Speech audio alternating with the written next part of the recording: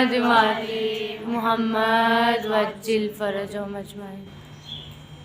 اعوذ باللہ من الشیطان اللعین الرجیم. بسم اللہ الرحمن الرحیم. الحمد للہ رب العالمین. الصلاة والسلام علی اشرف الانبیاء والمرسلین سیدنا و مولانا و حبیب قلوبنا و طبیب نفوسنا و شفیع ذنوبنا ابی القاسم محمد. اللهم صل على محمد وآل محمد وعلى أهل بيته الطيبين الطاهرين المعصومين المنتجبين المظلومين سيما بقية الله في الأرضين روحي وأرواحنا لتراب مقدمه الفداء. صلوات پڑھی پر محمد. اللهم صل على محمد وآل محمد. الحمدللہ ان ایام میں امیر المؤمنین کی شاگردی کی سعادت نہج البلاغہ پڑھ کے ہمیں نصیب ہو رہی ہے. نہج البلاغہ وہ عظیم کتاب ہے کہ جس پر بہت سے لوگوں نے شرح لکھی ہے. نہج البلاغہ کی شرح، ان میں سے ایک شرح ابن ابی الحدید معتزلی نے لکھی ہے. وہ اہل سنت تھا لیکن اس نے نہج البلاغہ پہ ایک مفصل شرح لکھی ہے، اور مشہور ترین شرح جو ہے نہج البلاغہ کی وہ ابن ابی الحدید معتزلی کی شرح. جب اسے پوچھا گیا کہ آپ تو بظاہر اہل سنت ہیں، اور ظاہر ہے کہ اہل سنت جو ہیں وہ ایسے نہیں مانتے مولا کو جیسے ہم شیعہ مانتے ہیں، البتہ وہ چوتھا خلیفہ تو مانتے ہیں، لیکن پھر بھی اتنا ان کی فضیلتوں کو بیان نہیں کرتے جتنا کہ مذہب تشیع سے تعلق رکھنے والے بیان کرتے ہیں. تو کیا وجہ بنی کہ آپ قلم اٹھا کر نہج البلاغہ کی شرح لکھنے پر مجبور ہو گئے؟ تو انہوں نے کہا کہ میں نے نہج البلاغہ کی 100 فصلوں کو یاد کر لیا، کہ اتنی بہترین کتاب تھی، میرا دل چاہا میں اس کو حفظ کروں. 100 فصلوں کو جب میں نے نہج البلاغہ کے یاد کر لیا تو عجیب علم و معرفت کے دروازے میرے لیے کھل گئے. سبحان اللہ. اور اتنی بہترین کتاب اور اتنے بہترین خطبے اور اتنے بہترین فرامین نہج البلاغہ کے امیر المومنین کے نہج البلاغہ میں موجود تھے کہ مجھے لگا جس طرح قرآن میں کچھ جگہ ایسی ہیں کہ جہاں پر جب آپ اس آیت کو پڑھتے ہیں تو آپ پر سجدہ واجب ہو جاتا ہے. بے شک 4 آیتیں 4 صورتیں ایسی ہیں نا کہ جب آپ ان کو پڑھتے ہیں اس آیت پر پہنچتے ہیں تو آپ کے لیے واجب ہوتا ہے، مستحب نہیں واجب ہے کہ آپ اس آیت کو پڑھتے ہی فوراً سجدے میں گر جائیں. تو یہ ابن ابی الحدید کہتے ہیں میں نہج البلاغہ کو اتنا پڑھا کہ مجھے لگا کہ نہج البلاغہ میں بھی کچھ جگہیں ایسی ہیں کہ انسان جب اس کو پڑھ لے تو اس پر سجدہ واجب ہو جاتا ہے. سبحان اللہ. یعنی اتنا بہترین کلام ہے امیر المومنین کا کہ مجھے محسوس ہوا، واجب تو نہیں ہے لیکن مجھے محسوس ہوا اور مجھے لگا کہ اتنے بہترین کلام کو پڑھنے کے بعد انسان کو سجدے میں گر جانا چاہیے. اور اگر قرآن کے علاوہ باقی تمام کلاموں کو، باقی تمام کتابوں کو نہج البلاغہ کے سامنے رکھا جائے تو ان تمام کلاموں کو نہج البلاغہ کے سامنے سجدہ ریز ہو جانا چاہیے، اس کے سامنے سجدہ کرنا چاہیے. اتنے بہترین فرامین نہج البلاغہ کے اندر امیر المومنین کے موجود ہیں. ان میں سے ایک حکمت جس کا ہم نے آغاز کیا تھا، حکمت نمبر 82 ہے، جس میں مولا نے ارشاد فرمایا تھا اوصیکم بخمس لو ضربتم الیہا اباطل الابل لکانت لذالک احلا. ان میں سے پہلا تھا لا یرجون احد منکم الا ربا. 5 چیزیں ایسی تھیں جس کے لیے مولا نے فرمایا تھا کہ اگر ان کے وصول کے لیے آپ کو اونٹوں کو ایڑ بھی لگانی پڑے، آپ کو دور بھی جانا پڑے، آپ کو سفر کی مشقتیں بھی برداشت کرنی پڑے، آپ کو بہت زیادہ زحمتیں بھی اٹھانی پڑے، تو پھر بھی آپ کو جانا چاہیے یہ صفات اس کی اہل ہیں، یعنی ان کے حصول کے لیے آپ بڑی سے بڑی تکلیف اٹھائیں تب بھی آپ خسارے میں نہیں ہیں، تب بھی آپ نقصان میں نہیں ہیں۔ ان صفات کو پانے کے لیے ہر قسم کی تکلیفوں سے آپ کو گزر جانا پڑے گا۔ ان میں سے ایک ہم نے بیان کر دیا تھا جس میں مولا نے فرمایا لا یرجون احد منک الا ربا، آپ میں سے کوئی بھی کسی سے امید نہ رکھے سوائے اللہ کی ذات۔ بے شک اور آپ جانتے ہیں کہ ایک مفصل گفتگو ہم نے امید کے اوپر کی تھی کہ کیوں بندہ جو ہے نا امید ہو جاتا ہے، کیا کیا وجوہات بنتی ہیں کہ انسان اللہ کی رحمت سے مایوس ہو جاتا ہے۔ البتہ اللہ کی رحمت سے امیدوار ہونے کے لیے سب سے جو بڑی صفت ہے وہ توکل کی صفت ہے۔ انسان جب اپنے تمام معاملات اللہ کے حوالے کر دیتا ہے تو پھر امید کی ڈوری اس کے ہاتھ سے چھوٹتی نہیں ہے، وہ کبھی بھی مایوسیوں کے اندھیروں میں نہیں جاتا جب وہ اللہ کی ذات پہ توکل کرنے لگتا ہے۔ دوسری صفت جو انسان کو زندگی میں نا امید نہیں ہونے دیتی وہ اللہ کی رضا پہ راضی ہونے کی صفت ہے۔ الہی رضا بقضائہ و تسلیما لامرہ، امام حسین کی جملہ ہے نا، مشہور ترین جملہ ہے جو عاشور کے دن امام حسین علیہ السلام نے بیان کیا، خدایا میں تیری ہر قضا پہ راضی ہوں، جو بھی امتحان تیری جانب سے آئے، جو بھی مصیبت تیری جانب سے آئے، میں حسین اس پر راضی ہوں۔ یعنی رضایت کے اعلیٰ ترین درجے پر جو ہستی فائز تھی عاشور کے دن وہ امام حسین علیہ السلام۔ اسی لیے جب امام حسین علیہ السلام کو شہادت کے لیے بلایا جا رہا تھا تو کس آیت کے ذریعے پکارا گیا تھا؟ سورہ فجر کی آیت ہے نا، یا ایتھا النفس المطمئنہ ارجعی الی ربک راضیۃ مرضیہ، پلٹ آئے اپنے رب کی جانب در حال کہ آپ اللہ سے راضی اور اللہ آپ سے راضی۔ دوسرا جو جملہ آج میں بیان کرنا چاہتی ہوں اس حدیث کا، حکمت نمبر 82 کا دوسرا جو جملہ ہے، مولا فرماتے ہیں وَلَا يَخَافَنَّ إِلَّا ذَنبَهُ، آپ خوفزدہ نہ ہو، آپ مت ڈریں مگر اپنے گناہوں سے، اور کسی سے ڈرنے کی ضرورت نہیں۔ اگر خوف الہی انسان کے دل میں آ جائے تو باقی تمام خوف انسان کے دل سے نکل جاتے ہیں۔ جیسے روایت میں بھی ہے اذا خفت الخالق فررت الیہ واذا خفت المخلوق فررت من، جب آپ اللہ سے ڈرتے ہیں تو اللہ کی جانب بھاگتے ہیں، جب آپ مخلوق سے ڈرتے ہیں تو آپ مخلوق سے دور بھاگنے کی کوشش کرتے ہیں۔ ایسا ہی ہے نا، جب انسان سے ڈرتے ہیں، جب جانور سے ڈرتے ہیں، جب پولیس سے ڈرتے ہیں، جب جس سے آپ نے قرضہ لیا قرض خواہ سے ڈرتے ہیں تو آپ اسے دور دور دور دور بھاگنے کی کوشش کرتے ہیں، چھپ جانے کی کوشش کرتے ہیں۔ لیکن وہی انسان جب اللہ سے ڈرتا ہے، جب اس کے دل میں خوف الہی آ جاتا ہے تو پھر وہ اللہ سے دور نہیں بھاگتا، وہ اللہ کی جانب بھاگتا ہے۔ یہ فرق ہے خوف الہی میں اور خوف مخلوق میں۔ صلوات پڑھی بر محمد اللہم صلی علی محمد وآلِ محمد وعجل فرجہ۔ اب دو طرح کے خوف ہیں، ایک خوف وہ ہے کہ جو اچھا ہے، ایک خوف وہ ہے جو برا ہے۔ اگر ہم اچھے خوف کی بات کریں یا برے خوف کی بات کریں، خدا کہتا ہے الا ان اولیاء اللہ لا خوف علیہم ولا هم یحزنون، جو اللہ کے اولیاء ہیں، جو اللہ کے دوست ہیں، جو اللہ سے قریب ہیں، جو اللہ کے نیک بندے ہیں، ان کو کسی سے کوئی خوف نہیں ہوتا، نہ ہی وہ محزون ہوتے ہیں۔ یا جیسے قرآن کی آیت ہے، قرآن میں خدا کہتا ہے کہ وہ لوگ جن پر ملائکہ نازل ہوتے ہیں اور کہتے ہیں کہ اللہ تخافوا ولا تحزنوا، جو اللہ کی راہ میں جہاد کرتے ہیں، استقامت دکھاتے ہیں، ان پر ملائکہ نازل ہوتے ہیں اور آ کر کہتے ہیں اللہ تخافوا ولا تحزنوا، تمہیں ڈرنے کی ضرورت نہیں ہے، تمہیں محزون ہونے کی ضرورت نہیں ہے۔ یہاں پہ خدا کہہ رہا ہے کہ نہیں، خوف نہیں ہونا چاہیے، خوف نہیں ہونا چاہیے، خوف نہیں ہونا چاہیے۔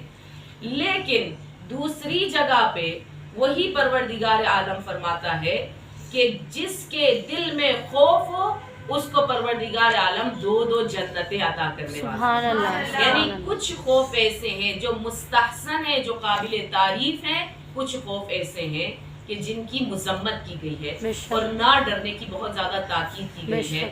جیسے کہ قرآن میں یہ بھی آیت موجود ہے کہ اپنی اولاد کو لا تقتلوا اولادکم من خشیت املاق، بھوک کے ڈر سے، غربت فقر کے ڈر سے اپنی اولادوں کو قتل مت کرو. یعنی یہ خوف بہت برا خوف ہے.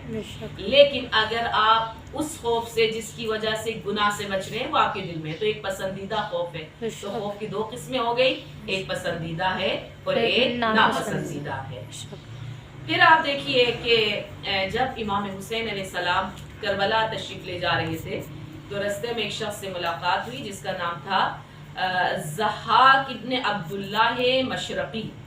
اس نے جب امام کو دیکھا اس نے کہا مولا اتنی کم تعداد کے ساتھ آپ اتنے بڑے دشمن کے ساتھ لڑنے کے لیے جا رہے ہیں، ان کا لشکر کتنا بڑا ہوگا، ان کے سپاہی کتنے زیادہ ہوں گے، اور آپ اتنی کم تعداد کے ساتھ کہ فرض کریں کہ 72 افراد ہیں، بیویاں بھی ساتھ ہیں، بچے بھی ساتھ ہیں، اور آپ اتنے کم لوگوں کے ساتھ اتنے بڑے لشکر کے ساتھ مقابلے کے لیے جا رہے ہیں. تو امام نے اس وقت جو جملہ ارشاد فرمایا تھا، آپ یقین جانیے کہ اگر یہ جملہ ہماری زندگیوں میں آ جائے اور عملی زندگی میں ہم اس آیت پر عمل کر رہے ہوں اور ہم اپنے قلب و دل کے اوپر، اپنی روح کے اوپر، اپنے ذہنوں کے اوپر اس آیت کو لکھ لیں تو بہت بڑی بڑی پریشانیوں سے اور بہت بڑی بڑی مصیبتوں سے ہمیں نجات مل سکتی ہے.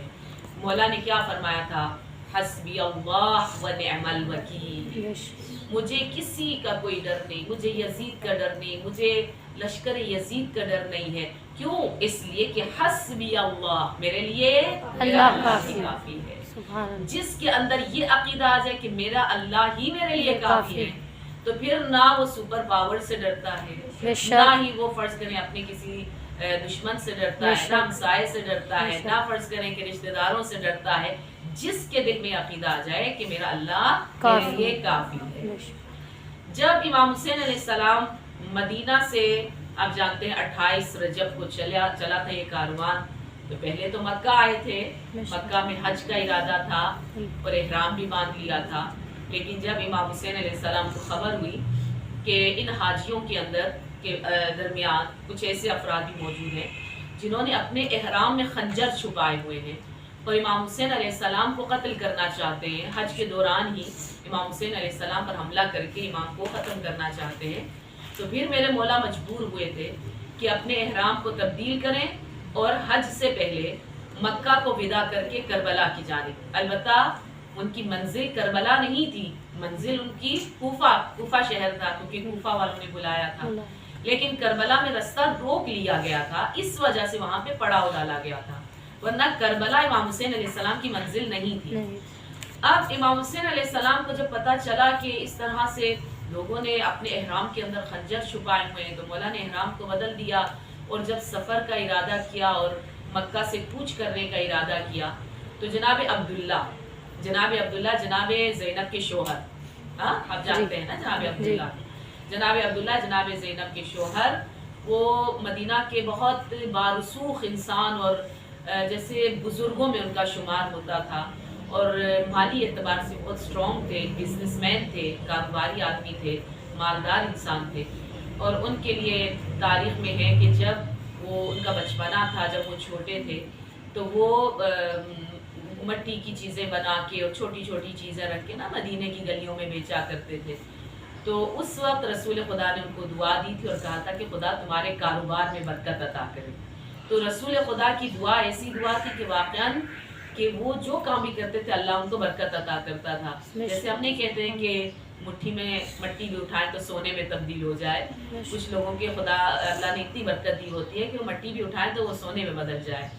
تو ان افراد میں سے ایک جناب عبداللہ تھے، جناب زینب کے شوہر، تو وہ بھی مکہ تک ساتھ آئے تھے. انہوں نے امام حسین علیہ السلام سے فرمایا تھا کہ آپ مکہ کو ترک نہ کریں، آپ اپنے حج کو انجام دیں اور میں حاکم مکہ کے پاس جا کے آپ کے لیے امان نامہ لے کر آیا. امان نامہ ایک لیٹر کی شکل میں ہوتا ہے جس پہ لکھا جاتا ہے کہ حاکم کی جانب سے لکھا جاتا ہے کہ اس شہر میں آپ امان سے، کیونکہ وہ اس شہر کا حاکم ہوتا ہے تو وہ کہتا ہے اس شہر میں آپ کو مکمل سیکیورٹی دی جائے گی، کوئی خطرہ آپ کو نہیں ہوگا، کوئی ڈرنے کی ضرورت آپ کو نہیں ہے. یہ امان نامہ جناب عبداللہ جا کر حاکم مکہ سے لے کر آئے اور امام حسین علیہ السلام سے فرمایا کہ آپ کو ڈرنے کی ضرورت نہیں ہے، اب مکہ کے حاکم سے میں امان نامہ لے کر آیا ہوں، آپ مکے سے مت جائیں، آپ اپنے حج کو انجام دیں۔ اس وقت امام حسین علیہ السلام نے بڑا پیارا ایک جملہ ارشاد فرمایا تھا، مولا نے فرمایا خیر الامان امان اللہ، مجھے کسی انسان کے امان کی ضرورت نہیں ہے، بہترین امان وہ ہے جو میرا اللہ مجھے عطا کرتا ہے۔ سبحان اللہ۔ میں جب اللہ کے امان میں ہوں تو پھر مجھے کسی سے ڈرنے کی، کسی سے خوفزدہ ہونے کی ضرورت نہیں ہے۔ پھر آپ دیکھیے کہ خود امام حسین علیہ السلام روز عاشور جب لباس جنگ زیب تن فرما رہے تھے، یعنی وہ آخری وقت تھا اور تمام اہل بیت جو ہیں اور اصحاب جو ہیں جوانان بنی ہاشم شہید ہو چکے تھے، اور امام حسین علیہ السلام آخری وداع کے لیے تشریف لائے تھے، اور وہ لباس جنگ جو ہے وہ امام نے زیب تن فرمایا۔ تو اس وقت امام کے لبوں پہ ایک بہت پیارا جملہ تھا، ابا عبداللہ حسین کی زبان پر ہماری جان قربان ہو اپنے مولا کے اوپر، کہ مولا نے یہ فرمایا اللہم انت ثقتی فی کل کرب وانت رجائی فی کل شدہ۔ پروردگارا، ثقہ کہتے ہیں جس پر آپ اعتماد کر سکیں، جس پر آپ تکیہ کر سکیں، اس کو ثقہ کہا جاتا ہے۔ پروردگارا، اگر کسی ہستی پر پوری کائنات میں اگر اعتماد کر سکتا ہوں، اگر توکل کر سکتا ہوں، کرب کی حالت میں، شدت کی حالت میں، مصیبت کی حالت میں، پریشانی کی حالت میں، پروردگارا وہ تیری ذات ہے۔ بے شک، یعنی میرا تمام تر توکل تیری ذات کے اوپر، ہر شدت میں اور ہر کرب میں۔ آئیے دیکھتے ہیں کہ اگر انسان یہ چاہے کہ وہ اللہ کے سوا کسی سے نہ ڈرے اور خوف الہی کے علاوہ ہر خوف اس کے دل سے نکل جائے، کیونکہ یہ دل جو ہے اس میں اگر خوف الہی آ جائے تو خوف مخلوق نکل جاتا ہے، مخلوق کا خوف آ جائے تو پھر خوف الہی نکل جاتا ہے۔ دو خوف کبھی بھی ایک قلب و دل میں جگہ نہیں پا سکتے ہیں۔ تو ہم کیا کریں کہ انشاءاللہ کہ ہم اللہ کے سوا کسی سے نہ ڈریں اور اللہ سے ضرور ڈریں۔ انشاءاللہ۔ انسان گناہ کس لیے کرتا ہے؟ اس لیے تو کرتا ہے کہ اللہ سے نہیں ڈر رہا ہوتا، خوف الہی اس کے دل سے نکل جاتا ہے۔ قتل و غارت کس لیے کرتا ہے؟ اللہ اکبر، کتنے ہمارے معاشرے میں ظلم و ستم ہو رہے ہیں دوسرے لوگوں کے اوپر، کتنے بڑے بڑے ظالم افراد بیٹھے ہوئے لوگوں کا حق غصب کر لیتے ہیں، ایک چھوٹی چیز کی خاطر ایک انسان کا قتل کر دیتے ہیں، ایک بات، ایک جھگڑا اور ایک تو میں کتنے انسانوں کی جانیں چلی جاتی ہے۔ ایک زمین کے ٹکڑے پہ 5 مرلہ زمین ہے، 10 مرلہ زمین ہے، ایک ٹکڑا زمین ہے، اس کے اوپر خاندان کے خاندان قتل ہو جاتے ہیں، زمین وہی رہ جاتی ہے اور زمین پر لڑنے والے دنیا سے چلے جاتے ہیں۔ میں نے شاید کسی محفل یا مجلس میں واقعہ سنایا ہو کہ حضرت عیسیٰ علیہ السلام ایک جگہ سے تشریف لے جا رہے تھے، دیکھا 2 افراد آپس میں جھگڑ رہے ہیں، تو حضرت عیسیٰ علیہ السلام نے پوچھا کیوں جھگڑ رہے ہو؟ تو انہوں نے کہا کہ اس زمین پہ ہمارا جھگڑا ہے۔ ایک نے کہا میری زمین ہے، دوسرے نے کہا میری زمین ہے، اس نے کہا نہیں میری ہے، اس نے کہا میری ہے۔ تو حضرت عیسیٰ مسکرانے لگے، تو ان کو تھوڑا سا برا لگا کہ ہم جھگڑ رہے ہیں، ہم لڑ رہے ہیں، ہم مر رہے ہیں، اور حضرت عیسیٰ علیہ السلام مسکرا رہے ہیں، ہنس رہے ہیں۔ کہا یا رسول اللہ، آپ ہمارے جھگڑے کو دیکھ کے، ہمارے اختلاف کو دیکھ کے آپ مسکرا کیوں رہے ہیں؟ تو حضرت عیسیٰ علیہ السلام نے فرمایا اس لیے کہ تم دونوں جھگڑ رہے ہو اور یہ زمین مجھ سے کہہ رہی ہے، کیونکہ حضرت عیسیٰ پیغمبر تھے اور آپ جانتے ہیں کہ پیغمبر تو پھر ان چیزوں کی آواز بھی سن سکتے ہیں، جان چیزوں کی آواز بھی سن سکتے ہیں، جانوروں کی زبان بھی سمجھتے ہیں، پرندوں کی زبان بھی سمجھتے ہیں۔ کہ ایک مرتبہ جب اصحاب نے رسول خدا سے کہا تھا کہ کیا ہم بھی آپ کی طرح وہ چیزیں جو ابھی نہیں دیکھ سکتے دیکھ سکیں گے، وہ چیزیں وہ باتیں جو ہم نہیں سن سکتے ہم سن سکیں گے؟ تو رسول خدا نے کیا فرمایا تھا کہ اگر تمہارے کلام میں فضول گوئی نہ ہو اور تمہارا قلب و دل صاف ہو جائے تو لَسَمِعْتُمْ مَا أَسْمَعُ، تم وہ چیز سن سکتے ہو جو میں سن سکتا ہوں، وَلَرَأَيْتُمْ مَا أَرَى، اور وہ چیزیں تم دیکھ سکتے ہو جو میں دیکھ رہا ہوں۔ یعنی اگر انسان تقویٰ کے اعتبار سے اور روحانی اعتبار سے اتنی بلندی پر پہنچ جائے کہ وہ گناہوں کو چھوڑ دے، وہ خواہشات نفسانی کے حکم کی تعمیل کو چھوڑ دے، وہ شیطان کی پیروی کو چھوڑ دے، تو ممکن ہے بہت سے ایسے حجابات اس کے لیے کھل جائیں کہ عام طور پہ آنکھیں جو چیزیں نہیں دیکھ سکتی وہ انسان دیکھنے کے قابل ہو جائے۔ بہت سی ایسی باتیں جو ہم کانوں سے نہیں سن سکتے ان کو بھی سننے کے ہم قابل ہو جائیں۔ تو اب صلوات پڑھیں محمد اللہم صلی علی محمد وعلی محمد حضرت عیسیٰ علیہ السلام کا واقعہ سنا رہی تھی. حضرت عیسیٰ علیہ السلام نے فرمایا یہ زمین تم دونوں جھگڑ رہے ہو, یہ زمین مجھ سے کہہ رہی کہ اے عیسیٰ روح اللہ, یہ دونوں جھگڑ رہے ہیں, ان کو یہ نہیں پتا کہ نہ تو میں اس کی ہوں نہ میں اس کی ہوں, بلکہ یہ دونوں میرے ہیں. یعنی کہ یہ ایک حد تک لڑتے جھگڑتے رہیں گے لیکن آخرکار انہوں نے میرے اندر آنا ہے. ہم بنے بھی خاک سے, ہم نے جانا بھی خاک میں ہے. ہماری ابتدا بھی نہیں جا سکتے, ہماری انتہا بھی نہیں جا سکتے. انسان جب دنیا میں آتا ہے جب تک غسل نہ دے دیا جائے وہ پاک نہیں ہوتا. دنیا سے جا رہا ہے جب تک اس کو غسل نہ دیا جائے وہ پاک نہیں ہوتا. اور مرنے کے بعد وہ اتنا نجس ہو جاتا ہے کہ اس کو ہاتھ لگا دیا جائے تو ہاتھ لگانے والے کے اوپر غسل مس میت واجب ہو جاتا ہے. یعنی جانور سے بھی بدتر ہو گیا نا کہ آپ مرے ہوئے جانور کو ہاتھ لگائیں تو آپ پر غسل مس میت واجب نہیں ہے. آپ مردہ پرندے کو ہاتھ لگائیں, مردہ بکری کو, مردہ بھیڑ کو ہاتھ لگائیں تو آپ پہ غسل مس میت واجب نہیں ہے. لیکن انسان کو ٹھنڈا ہونے کے بعد اس کے بدن کو ہاتھ لگائیں تو آپ پہ غسل مس میت واجب ہے. ہمارے معاشرے میں جہالت اتنی زیادہ ہے. ایک مرتبہ میں کہیں درس دے رہی تھی تو میں نے احکام کا درس تھا تو میں نے غسل مس میت کے بارے میں ان کو پڑھایا. تو کچھ دنوں کے بعد وہاں پہ بیٹھی خاتون کا مجھے میسیج آیا, ایک چھوٹی سی ویڈیو تھی, ایک کلپ تھا, وہ انہوں نے مجھے بھیجا اور اس میں تھا کہ ایک شخص جو نا ایک بچی کو مار رہا ہے, یعنی جان سے مار رہا ہے, اس کو گلا دبا رہا ہے, اس کو بہت زیادہ اذیت کے ساتھ اس کو مار رہا ہے. تو اب وہ ویڈیو بھیجنے کے بعد انہوں نے مجھے وائس نوٹ بھیجا اور کہا کہ خانم آپ نے مجھے کہا تھا, ہمیں بتایا تھا غسل مس میت کے بارے میں, تو مجھے صرف اتنا بتا دیں کہ کیا اس ویڈیو کو دیکھنے سے بھی مس میت واجب ہو جائے گا؟ یہ جہالت کا عالم ہے. مس میت, مس یعنی کیا, یعنی چھونا نا, مس کرنا, ہاتھ لگانا, ٹچ کرنا. یعنی اس طرح کی ویڈیوز دیکھنے سے بھی غسل مس میت واجب ہو جاتا ہے.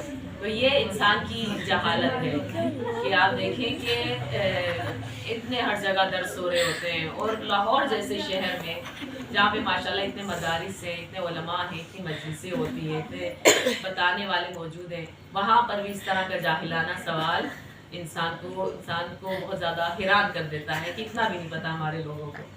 تو کیا کریں کہ ہم انشاءاللہ خوف الہی ہمارے دل میں آ جائے. مختصر بیان کروں, سب سے پہلی چیز جو ہے ہم اللہ کو حاضر و ناظر جانیں. اگر چاہتے ہیں نا ہم اللہ سے ڈرے, میں ایک مثال دوں گی.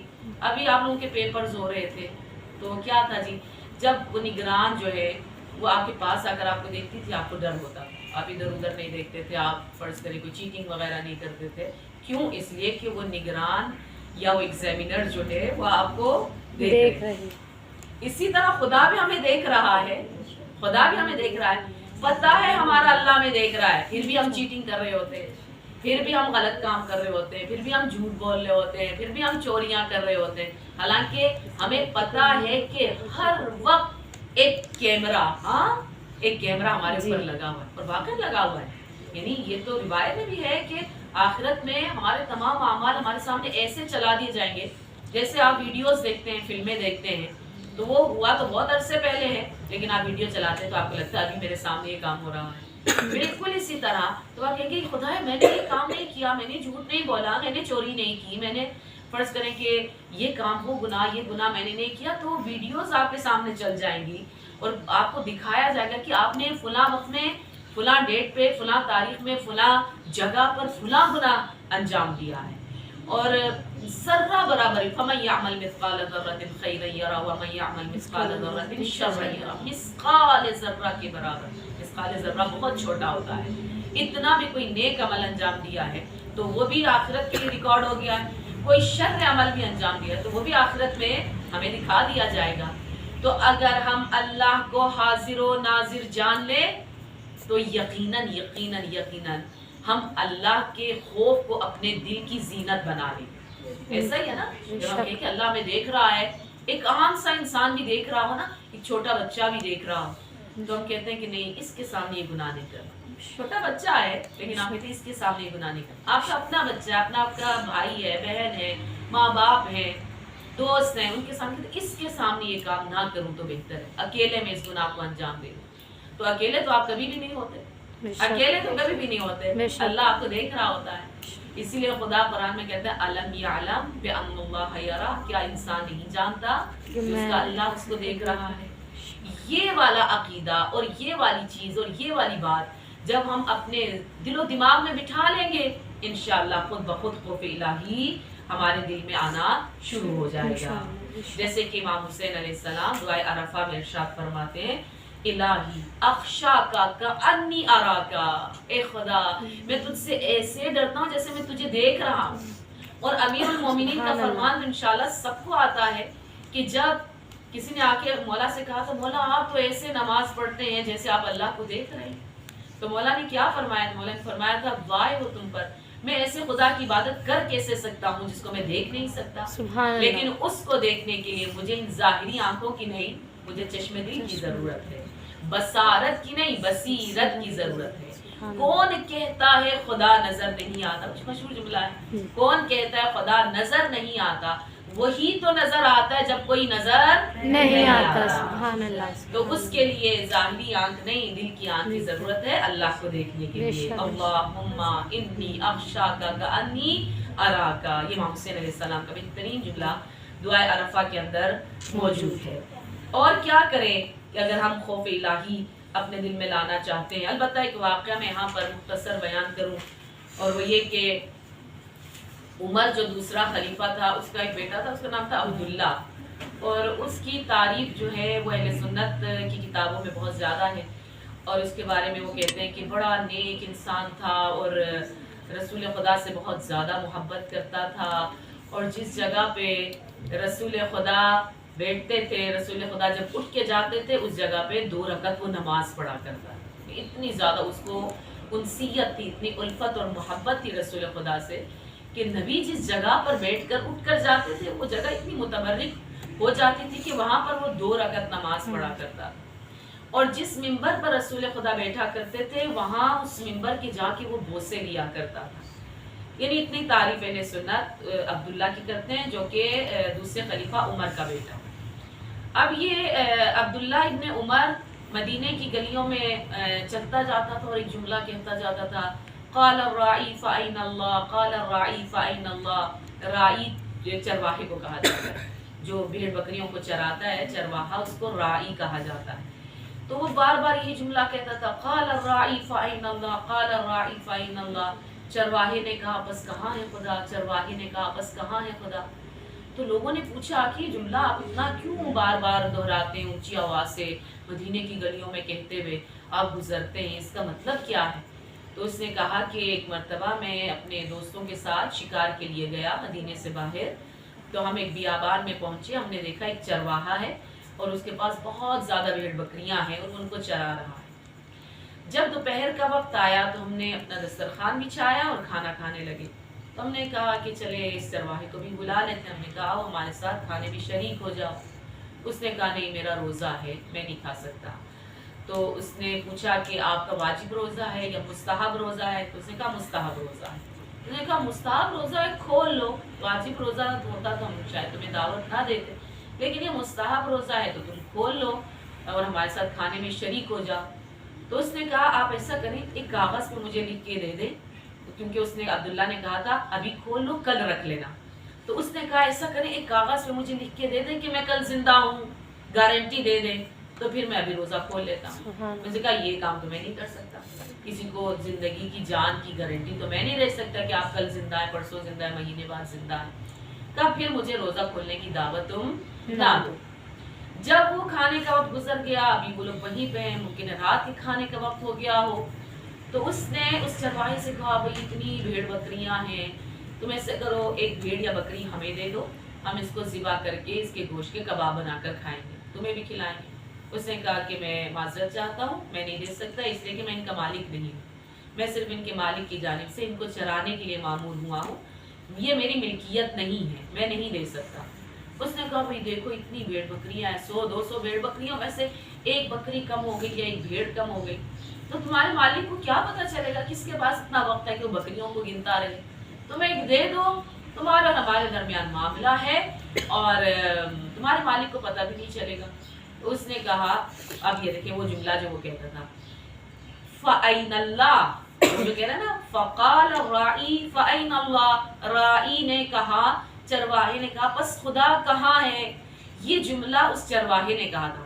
کہا بکری میں تمہیں دے دوں، بھیڑ میں تمہیں دے دوں، اس کا مالک یہاں پر نہیں ہے، وہ حاضر و ناظر نہیں ہے، وہ دیکھ نہیں رہا، اس کو پتہ نہیں چلے گا کہ اس کا کوئی جانور کم ہوا ہے، وہ نہیں دیکھ رہا.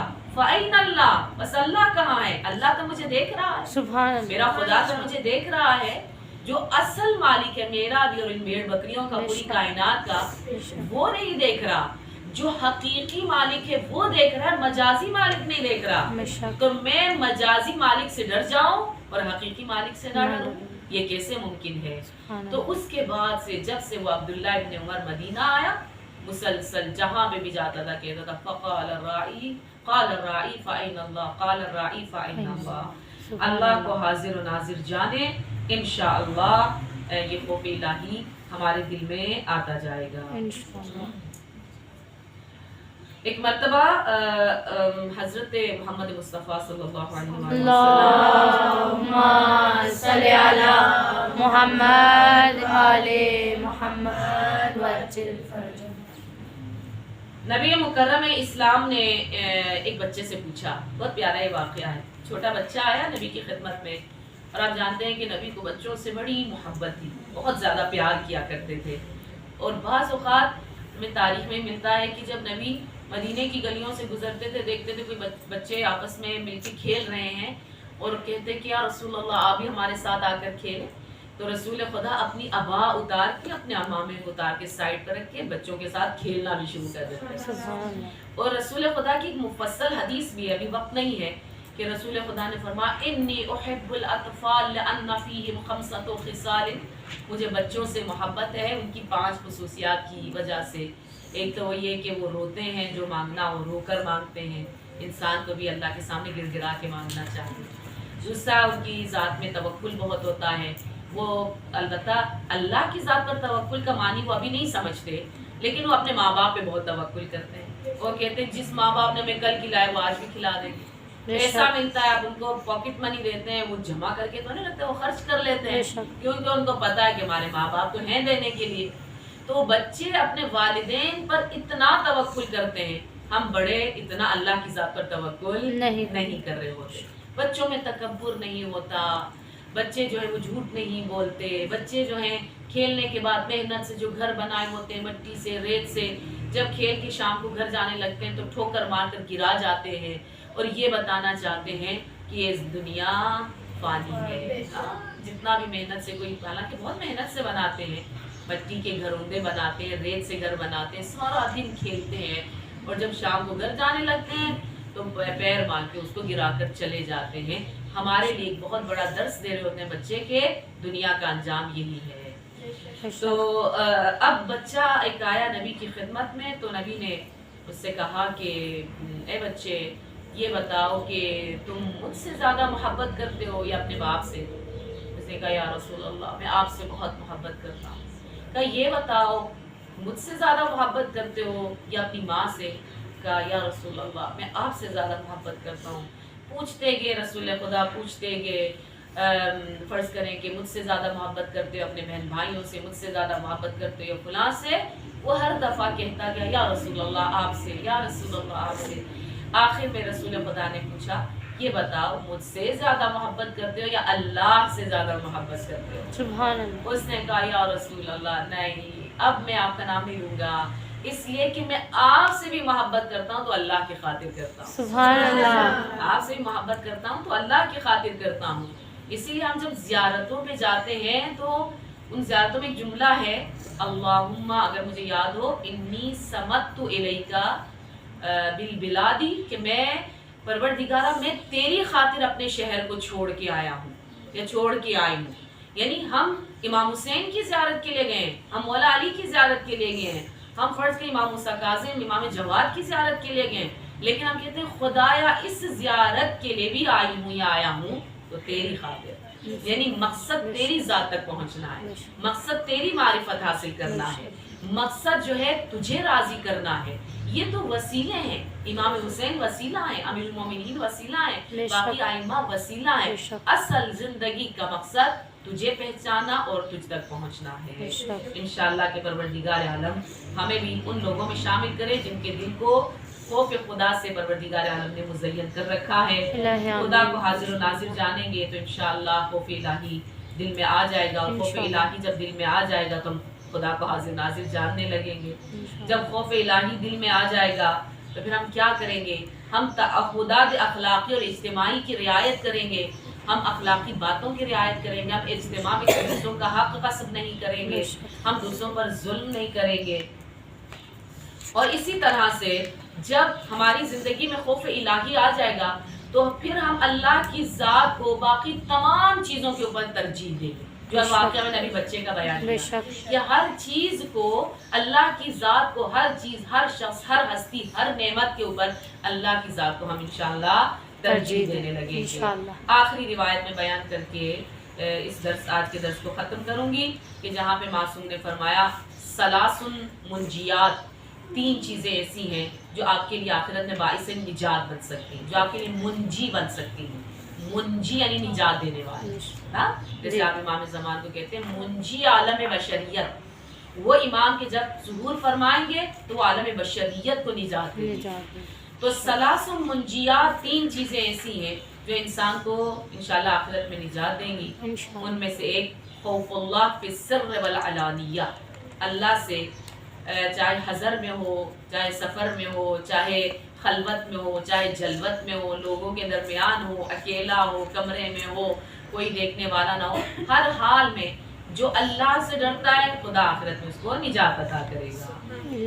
ایک قوم بنی اسرائیل کا ایک عابد تھا, وہ بہت زیادہ عبادتیں کیا کرتا تھا. تو ایک مرتبہ اس نے اللہ سے کہا پروردگارا میں پہلے بہت عبادتیں کرتا تھا تو عبادت سے مجھے لذت بھی محسوس ہوتی ہے. خدا نے چیزوں میں لذتیں رکھی ہیں. لذت صرف پیزا میں نہیں ہے, لذت صرف بریانی میں نہیں ہے, پکوڑوں اور سموسوں میں نہیں ہے, بلکہ اللہ نے جو حقیقی لذتیں وہ ان چیزوں میں رکھی. یہ جو کھانے پینے کی لذت ہے یہ چند سیکنڈ کی ہوتی ہے, اندر چلا گیا وہ لذت ختم ہو گئی. لیکن جو عبادت کی لذت ہے, جو روزہ رکھنے کی لذت ہے, جو تلاوت قرآن کی لذت ہے, جو اطاعت الہی میں زندگی گزارنے کی لذت ہے, وہ لذتیں ختم ہونے والی لذتیں نہیں. وہ انشاءاللہ آخرت میں آپ کو اور بھی لذیذ بنا کر آپ کے سامنے پیش کی جائیں گی.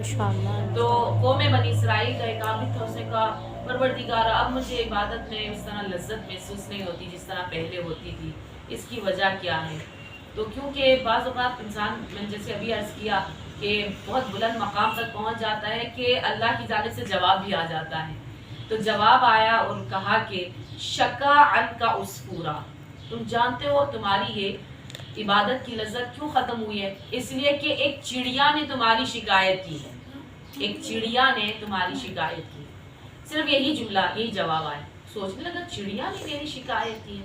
پھر اس کو یاد آیا کہ میرے گھر پہ ایک چڑیا آ گئی تھی اور میرے بچوں نے گھر کا دروازہ بند کر کے اس کو پکڑا تھا اور اس کے ساتھ کھیلنے لگے تھے, میں بھی ان کے ساتھ کھیل رہا تھا. میرے بچوں نے کھیل کھیل میں اس کے پر نوچ ڈالے, پر توڑ دیے, اس کا تھوڑا سا پر جو ہے وہ شمع یعنی موم بتی یا چراغ وغیرہ جو جل رہا تھا اس کے پاس جانے کی وجہ سے اس کو تھوڑا سا پر جل گیا اور اس کو اذیت ہوئی, اڑنے میں تکلیف ہوئی. تو اس چڑیا نے کیا کیا؟ اللہ سے شکایت کہ پروردگارا یہ تیرا عابد بندہ ہے, ہر وقت تیری عبادت کرنے والا ہے, لیکن اس نے اور اس کے بچوں نے مل کے مجھے تکلیف پہنچائی ہے. جو سر میں اور علانیہ, بند کمرے میں, کھلے عام, ہر جگہ اللہ سے ڈر رہا ہو اس کو آخرت میں نجات ملے گی. القصد فی الغنا والفقر, جو میانہ روی اختیار کرتا ہے, چاہے وہ غنی ہو چاہے وہ فقیر. یعنی ایسا نہیں کہ میرے پاس مال آ گیا تو میں جیسے مرضی خرچ کروں. آپ جانتے ہیں نا میانہ روی کی بہت زیادہ تاکید, یعنی انسان نہ بہت زیادہ کنجوس ہو جائے, نہ بہت زیادہ فرض کریں کہ لالچی ہو جائے کہ یہ بھی مجھے مل جائے, یہ بھی مجھے مل جائے, نہ ہی بہت زیادہ مسرف ہو جائے, اسراف کرنے والا ہو. اعتدال میں میانہ روی سے جو زندگی بسر کی جائے اسلام اس کو پسند کرتا ہے. والعدل فی الرضا والغضب, انسان چاہے رضایت کی حالت میں ہو یا غضب کی حالت میں ہو, غصے کی حالت میں ہو یا عام نارمل طریقے سے بیٹھا ہو, وہ جب کوئی بات کرے, جب وہ کوئی کام کرے, جب کوئی وہ فیصلہ کرے تو اس میں عدالت نظر آنی چاہیے. جب انسان کے اندر یہ تینوں اوصاف آ جائیں گے تو یہ تینوں اوصاف اس کو نجات دے دیں گے آخرت میں انشاءاللہ۔ سبحان اللہ۔ پروردگار عالم ہم سب کو ان تینوں صفات کو اپنے اندر پیدا کرنے کی توفیق عنایت فرمائے۔ والسلام علیکم ورحمۃ اللہ وبرکاتہ۔ محمد وعلی محمد صلوات۔